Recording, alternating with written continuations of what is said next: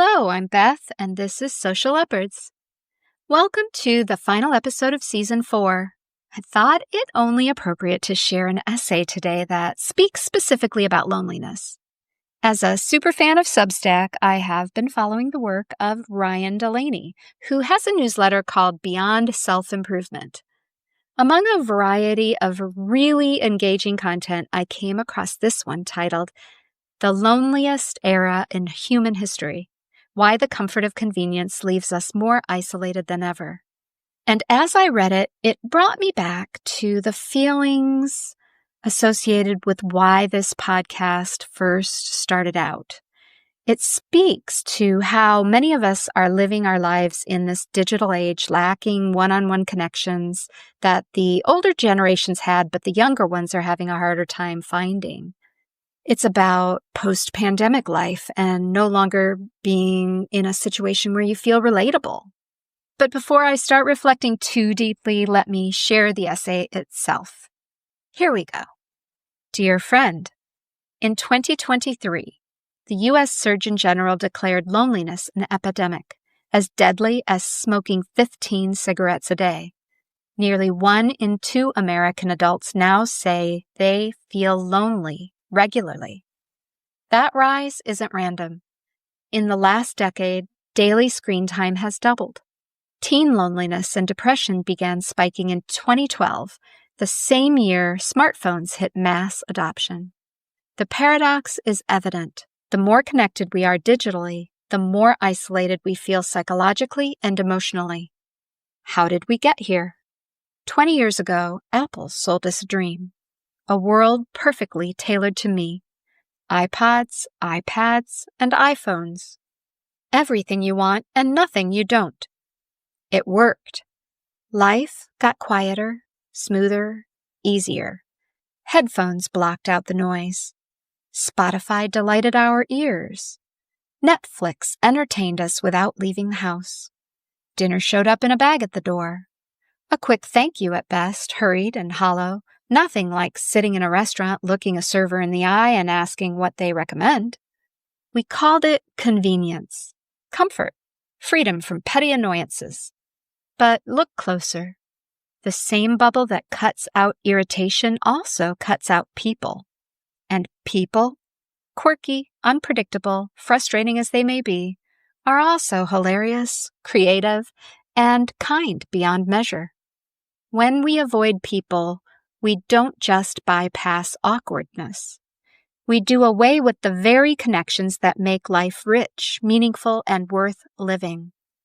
Everyday isolation. You don't have to look far. Isolation is everywhere once you see it. On the street, people still step into the road instead of making eye contact and greeting one another as if COVID allowed us to avoid each other indefinitely. Restaurants sit half empty. The clatter of silverware and conversation replaced by the emptiness of takeout bags. In elevators, we stand shoulder to shoulder, yet stare into our phones. On buses and trains, headphones block out the noise along with chance encounters. At coffee shops, laptops wall off people from each other. Face-to-face doctor's visits replaced by Zoom. Workouts alone in garages. Guilty. AirPods act as do not disturb signs. Even grabbing coffee without talking with a barista. And yet sometimes the spell breaks. A neighbor says hi. A cashier lights up when you ask about their day. For an instant, the world softens. You leave lighter, and so do they. Forgetting how to be human together. The danger isn't just loneliness. It's forgetting how to be human together. My 19-year-old stepdaughter lamented over dinner last week that when she's with her friend groups, the conversation sometimes trails off. Long, awkward silences where nobody knows what to say. She wonders if it's a friend thing or something else. She's not alone. A generation that grew up on screens is discovering that even when they're face-to-face, connection can feel stilted. When did being together start to feel so unnatural? Think about it. Most of our daily lives are mediated through devices. We text instead of calling. We tap an app instead of talking to a clerk. We swipe on profiles instead of striking up conversations. We Slack or DM colleagues instead of dropping by their desk. Little by little, we've lost the muscle memory of simple human contact. If we want connection, we have to create it. It doesn't happen by chance anymore. Without it, isolation turns us into strangers in our own world, isolated, disconnected, and unseen. The worst pain isn't grievances with people. It's the ache of loneliness and the emptiness of feeling invisible. Spiritual wisdom. Jack Kornfield once warned, "If we are not careful, we can easily find the great failures of our modern society, its ambition, materialism, and individual isolation, repeated in our spiritual life." Kornfield meant it as a warning about spirituality, but it speaks to life as a whole. If we're not careful, isolation seeps into everything, even the small daily moments that used to bring us together and enrich our lives. Zen master Dogen put it more simply. To be enlightened is to be intimate with all things. And intimacy isn't possible from within a bubble. It asks us to show up as we are, to risk the awkward moment, to allow interruptions, to be surprised, to let people in. That's the irony. What we often try to avoid in human connection is the very thing that makes life alive, satisfying, and sacred. The mountain. Not long ago, I went backpacking in the mountains. The trail climbed steeply through a boulder-strewn bowl until it opened to a wind-swept saddle. 2 guys were resting there, catching their breath. We talked for a few minutes before my friend and I continued toward the summit. At the top, the air was crisp, and the sky stretched wide in every direction. Soon after, the 2 men joined us. We stood together at the top, trading stories while the sun shone and the wind blew. My friend teased me for talking so much, but I was unconcerned. The mountains were glorious. The ridgelines against the sky, the stillness of the lakes, the smell of sage and pine. I need that in my life. But when I think back on the day, it's not the view I remember most. It's the people I met. A mountain can awe you, but it can't connect with you. A flower can stop you on the path, but it can't leave you feeling seen. A clear mountain stream can captivate you, but it can't satisfy your hunger for contact. Only another human can do that. It's the people. We chase contentment in accomplishments, money earned, titles collected, ladders climbed, but none of it can replace the deeper sense of aliveness of human connection. The greatest joy in life isn't reaching the summit. It's the people we meet on the path and the meaningful moments we forge along the way. The end. I think the biggest point for me that stands out as I think about this essay is how easily we underestimate the transformative power of small, fleeting connections. As I was preparing this episode, I bolded and underlined one line that Ryan wrote. If we want connection, we have to create it. It doesn't happen by chance anymore. That is so true. In past seasons, Bea and I shared a variety of strategies to get out there and socialize, to feel more comfortable interacting in public situations. One of those suggestions was actually going through the checkout line instead of choosing the self-service register and chatting with the cashier. Another was to interact with those around you as you're in line. It can feel awkward at first, but it's almost like a social muscle that you can start strengthening over time. There's a valuable lesson about presence, the choice to be fully available to those we encounter, even just for a moment. It can have a ripple effect far beyond what we realize. In a world that often champions self-reliance and achievement, I find myself asking, how often do I really try to engage with others, and what might change in my life if I treasured those opportunities more? Ryan's essay also nudges me to reconsider that meaning of fulfillment. It's tempting to believe satisfaction can be found at some imaginary finish line, but perhaps it's really baked into the stories we exchange and the laughter we share, even if sometimes it's with strangers.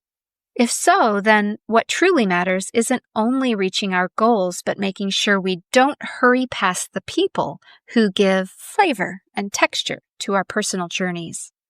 One of the most, I'll say the word again, I guess, even though I think I'm overusing it today, transformative events in my adult life was joining a Meetup.com group for women.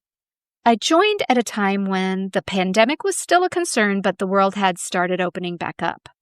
I attended a dinner at a restaurant, and one of the participants there was my former co-host, B.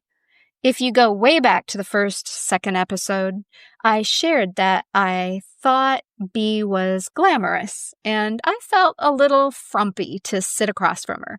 But I tried hard not to judge based on her designer outfit and her perfect makeup. And, given her a chance, she was super nice. And eventually I became the best of friends with her. And actually, I'm still friends with everyone who sat at that table during my first encounter with that group. I'm going to give a shout out to PJ, Piper, and Helene specifically. It took time to get to know them. And, for a while, I only had an hour or two once a month to interact with them, but I came to cherish those dinners and other random social events. I became really close to several people, actually. And it's now nearly 5 years later, and I still have those relationships to treasure. Through the Meetup app, there are several of us who plan events. I organize little afternoons to socialize. Sometimes we play board games or cards. Sometimes we meet at restaurants. Sometimes we host pitch-ins, just so we have a spot to hang out and enjoy one another's company.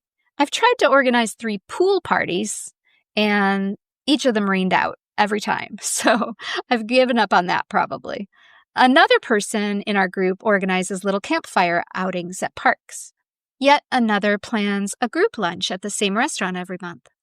And I've seen multiple friendships develop through these simple little outings.